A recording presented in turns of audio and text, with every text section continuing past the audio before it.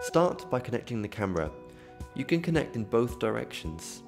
Place the drone on a flat surface for 25 seconds for the module to activate. When you see the small red LED blinking, that indicates that the Wi-Fi is ready and streaming. We recommend removing the prop guards when using the camera. Open your smartphone setting and switch on Wi-Fi. Look for the micro-drone network and select it to make the connection.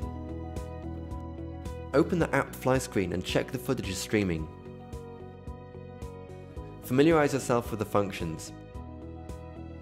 Tap the camera icon to take a photo, tap the video icon to start and again to stop. The footage will be stored in your journal.